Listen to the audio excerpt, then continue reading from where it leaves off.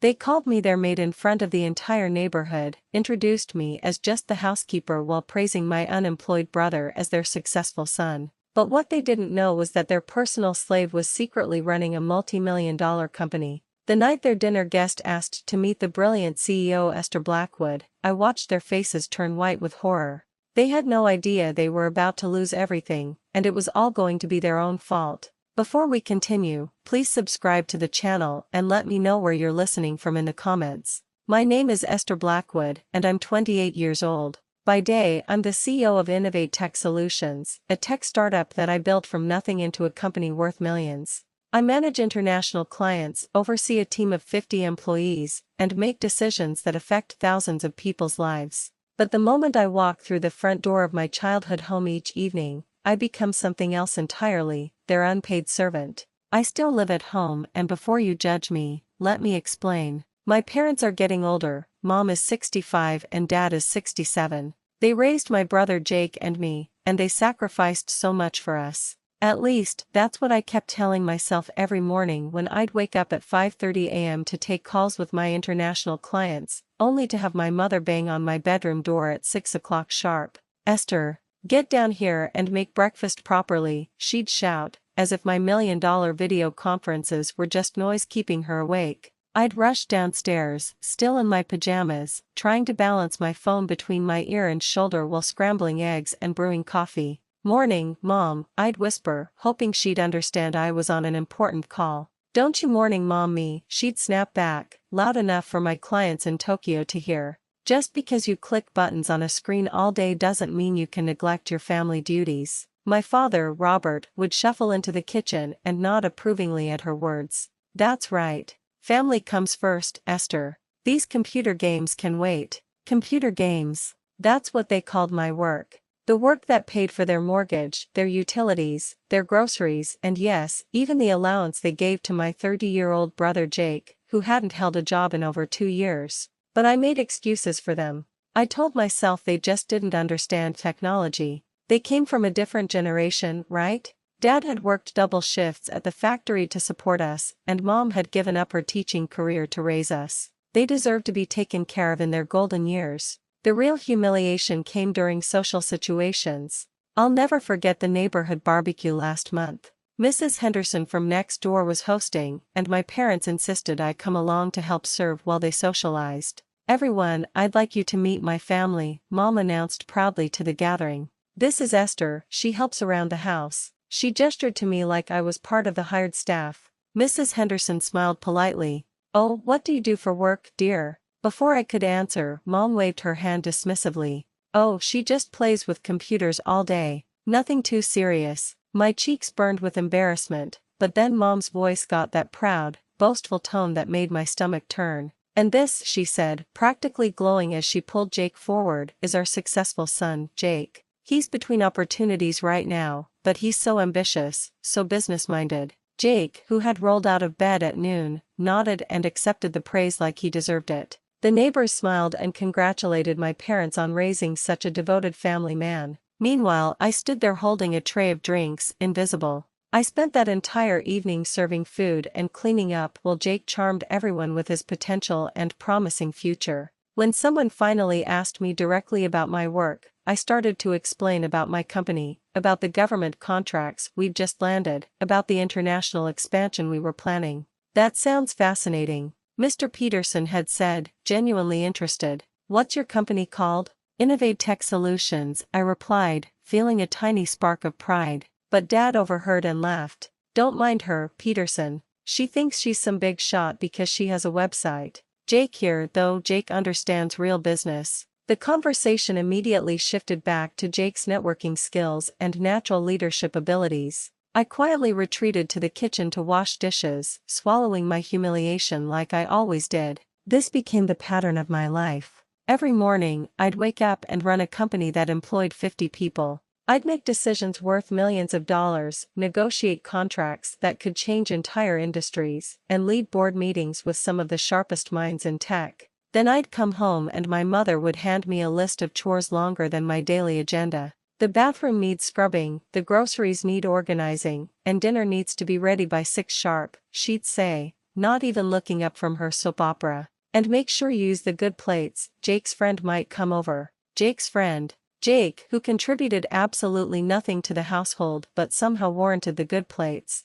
Jake, who spent his days playing video games in the basement while I worked 14-hour days. Jake, who my parents introduced as their success story while I stood in the background like hired help. I kept telling myself it would get better. When I landed the big Peterson account worth $5 million, I thought surely they'd finally understand what I did for a living. I came home that night practically glowing with excitement. Mom, Dad, I have amazing news. I burst into the living room where they were watching TV with Jake. SHH, Mom hushed me. We're watching our show. But this is important, I just closed the biggest deal in my company's history. Dad glanced over with annoyance. Esther, we've talked about this. Your computer nonsense isn't more important than family time. I stood there, my heart sinking as they turned back to the television. Later that evening, I overheard Mom on the phone with my aunt. Oh yes, Jake's really making something of himself, she was saying. Such a good boy, so devoted to family. Unlike his sister who just wastes time online all day.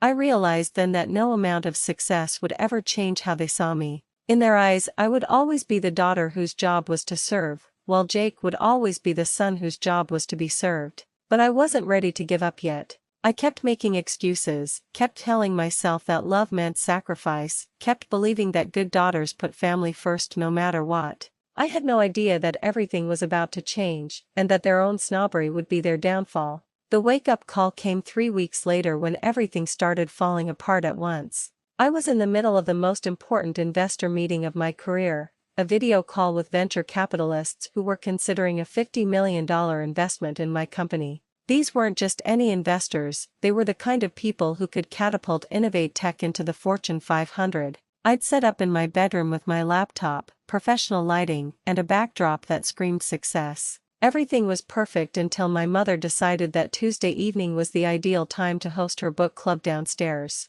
20 minutes into my presentation, as I was explaining our revolutionary AI algorithm to 3 stone-faced billionaires, Mom started banging pots and pans in the kitchen directly below my room. Esther, she shouted up the stairs. Get down here right now. My friends are arriving and I need you to serve refreshments. I muted my microphone, my face burning with embarrassment as the investors waited. I'm sorry, I'll be right back, I told them, trying to maintain my composure. I rushed downstairs where Mom was arranging store-bought cookies on our good plates. Mom, I'm in the middle of a $50 million investment meeting. Can't this wait 30 minutes? She looked at me like I'd suggested she murder someone. Absolutely not. My book club only meets once a month, and Mrs. Peterson specifically asked about those little sandwiches you make. These people can wait, they're probably just playing computer games anyway. They're not playing games, Mom. They're investors. This could change everything for my company. Your company? She laughed, actually laughed. Esther, stop being so dramatic. Now put on an apron and start making sandwiches. And smile, you're representing this family. I spent the next hour serving tea and finger foods to 8 women while my laptop sat upstairs, the biggest opportunity of my career slipping away. By the time I got back to my room, the call had ended. I found 3 missed calls and an email that made my heart sink. We'll be in touch when you're ready to take this seriously. That night, I sat in my car in the driveway and cried. Not just teared up, I sobbed like a child. All those years of building my company, all those sleepless nights, all those sacrifices, and my own mother had sabotaged it because her book club was more important than my future. But the worst was yet to come. The next morning at breakfast, Dad was reading the newspaper when he suddenly perked up. Hey, look at this, he said, showing the business section to Jake. Some young CEO just landed a huge government contract. $50 million.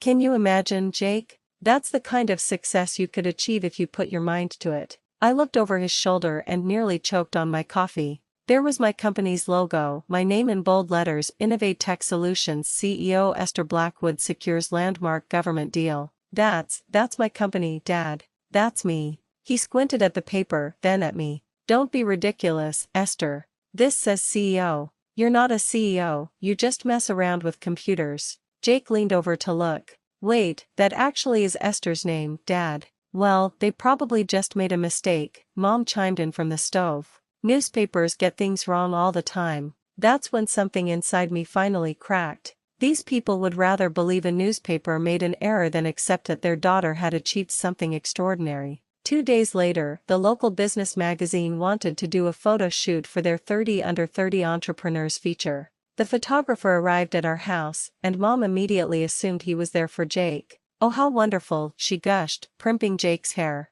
"I always knew this day would come. Come on, Jake, put on your good shirt." The photographer looked confused. "I'm sorry, ma'am, but I'm here for Esther Blackwood. We're doing a CEO spotlight." Mom's face went blank. "CEO? But she's not. I mean, she just what, Mom?" I asked, stepping into the living room in my business suit. The photographer spent an hour taking professional shots of me in our living room, asking about my company's vision and my leadership philosophy. My parents stood in the corner, speechless, as this stranger treated me like the successful businesswoman I actually was. After he left, Dad pulled me aside. "Esther, why didn't you tell us you were important?" Important? Like my daily achievements meant nothing until a stranger with a camera validated them. But the final straw came when I discovered what my parents had been telling people about our family finances. I was picking up Dad's prescription at the pharmacy when Mrs. Chen, the pharmacist, pulled me aside. "Your father is so lucky to have such a generous son," she said warmly. "Jake must be doing so well to be able to take care of your parents' medical bills." My blood ran cold. "I'm sorry, what?" "Oh, your father was just telling me how Jake insists on paying for everything, the house, the bills, even his parents' medication. Such a good boy." I drove home in a daze. Jake wasn't just getting credit for my success, he was getting credit for my money. My parents were literally telling people that their unemployed son was financially supporting them with funds that came from my paycheck. That evening at dinner, I confronted them. "Dad, did you tell Mrs. Chen that Jake pays for your medication?" He shifted uncomfortably. "Well, technically the money comes from the family account. The family account that I fund entirely with my salary." "Now Esther," Mom interrupted, "we don't need to get into the details of family finances. The important thing is that we all contribute in our own ways." "What does Jake contribute?" Silence. "What exactly does Jake contribute to this family, Mom?" He provides emotional support. And he's here when we need him." Jake was playing video games in the basement. He'd been here when they needed him for 2 solid years of unemployment. That night, I did something I'd never done before. I logged into my bank account and calculated exactly how much money I'd been contributing to this household. The mortgage payment, utilities, groceries, my parents' medical bills, car insurance, property taxes, and yes, even the $200 a month they gave Jake as allowance. The total was staggering. Without my income, my parents would lose their house within 3 months. I stared at those numbers until sunrise, and for the first time in my life, I stopped making excuses. They weren't just ungrateful, they were taking credit for my generosity while treating me like hired help. Something had to change, and I was about to make sure it did. The opportunity for perfect revenge came exactly 1 week later, and I couldn't have planned it better myself. Dad burst through my bedroom door without knocking, more excited than I'd seen him in years. "Esther, drop whatever you're doing. We're having a very important dinner tomorrow night." I looked up from my laptop where I was reviewing quarterly reports. "What kind of dinner?" "My old golf buddy Richard Richardson is coming over. He's some big shot businessman now, really successful. This could be huge for Jake's career." My heart stopped. Richard Richardson, Mr. Richardson, my biggest client, the man whose company accounted for 30% of my revenue. The same Mr. Richardson who'd been sending me grateful emails all week about how our latest software update had saved his company millions. "Richardson," I said carefully. "What's his company called?" "Richardson Enterprises or something like that. The point is, he's loaded and he could help Jake get his foot in the door somewhere." Richardson Enterprises. My client for the past 8 months. The man who called me a visionary and had recommended my services to half his industry contacts. "So here's the plan," Dad continued, oblivious to my shock. "You're going to cook that fancy dinner you made for Mom's birthday. Use the good china, make it really impressive. And Esther?" He paused at the doorway. "Stay in the kitchen. Mr. Richardson doesn't need to meet the help." The help? He wanted me to cook for my own client while hiding in the kitchen like a servant. I spent that entire night planning. Not the menu, the revenge. The next evening, I prepared a 5-course gourmet meal while listening to my parents coach Jake in the living room. Just nod and agree with whatever he says, Mom instructed. And remember, you're ambitious and business-minded. What if he asks about my experience? Jake asked nervously. Just be vague. Talk about exploring opportunities and networking. I put on the black dress Mom had chosen. You'll look more like actual staff, she'd said, and waited. Mr. Richardson arrived at 7 sharp. He was exactly as I'd imagined from our video calls, distinguished, well-dressed, the kind of man who commanded respect the moment he walked into a room. Richard, Dad boomed, practically bouncing with excitement. Come in, come in. I want you to meet our pride and joy. He immediately dragged Jake forward. This is our son Jake, the one I've been telling you about. Such a bright young man, really going places. Jake shook Richardson's hand, trying to look confident. Nice to meet you, sir. I watched from the kitchen doorway as Richardson smiled politely. Pleasure to meet you, Jake. Your father speaks very highly of you. Throughout the first course, my parents fawned over Richardson while pushing Jake's non-existent credentials. Jake has such a head for business, Mom gushed. Natural-born leader. Richardson nodded along, but I could tell he was being polite. Jake fumbled every basic business question, clearly out of his depth.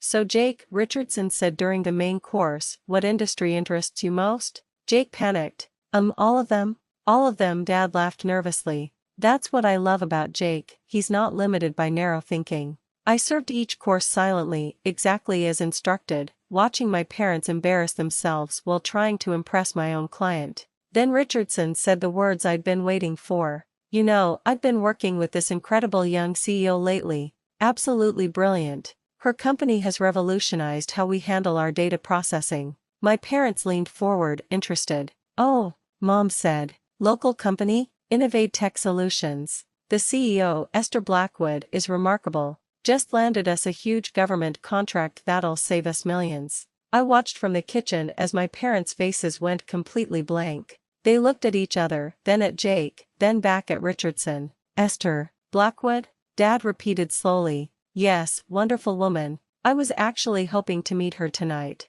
Isn't she your daughter? The silence that followed was deafening. Mom's fork clattered to her plate. Jake's mouth fell open. Dad looked like he'd seen a ghost. Our daughter? Mom stammered. Richardson looked around the table, confused. Yes, Esther Blackwood, your daughter. My business partner. Where is she? This was my moment. I walked out of the kitchen, calmly removing my apron. Hello, Mr. Richardson. I'm sorry I couldn't join you earlier, I was busy preparing your favorite dessert. Richardson's face lit up as he stood to greet me. Esther, there you are. Why didn't you tell me this was your family's dinner? Well, I said, looking directly at my parents' horrified faces, they prefer to introduce me as the housekeeper. Richardson's smile faltered. I'm sorry? My parents find my career less impressive than my brother's potential. They thought you'd be more interested in meeting their unemployed son than their CEO daughter. The color drained from Richardson's face as he looked between my parents and me. I don't understand.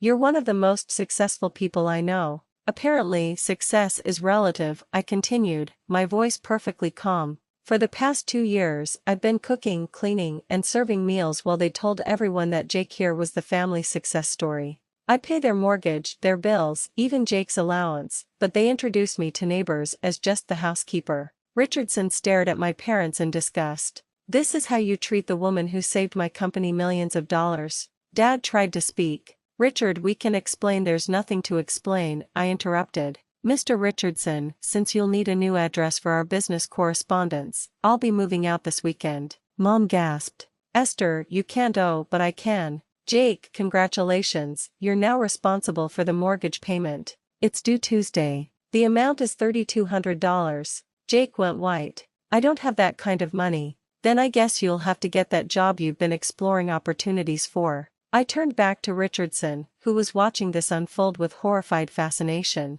Shall we discuss the Peterson contract at my office tomorrow? I'll have my assistant send you the new address. Richardson nodded, still stunned. Of course, Esther. I had no idea. Few people did. My parents made sure of that. I looked at them one final time. You wanted a successful child to show off to your friends. Congratulations, you had one. And now you've lost her. I walked out of that house and never looked back. 6 months later, my company went public. My parents' house was foreclosed on when they couldn't make the payments. Jake now works at a fast food restaurant, his first job in 3 years. And me? I'm thriving in my own apartment, surrounded by people who respect and value what I do. Sometimes the best revenge isn't elaborate or cruel. Sometimes it's just letting people face the natural consequences of their choices. If you enjoyed this story of justice served cold, please hit that subscribe button, give this video a thumbs up, and let me know in the comments what you would have done in my situation. Have you ever been undervalued by your own family? Share your story below. I read every single comment. Until next time, remember, never let anyone dim your light, even if they're family.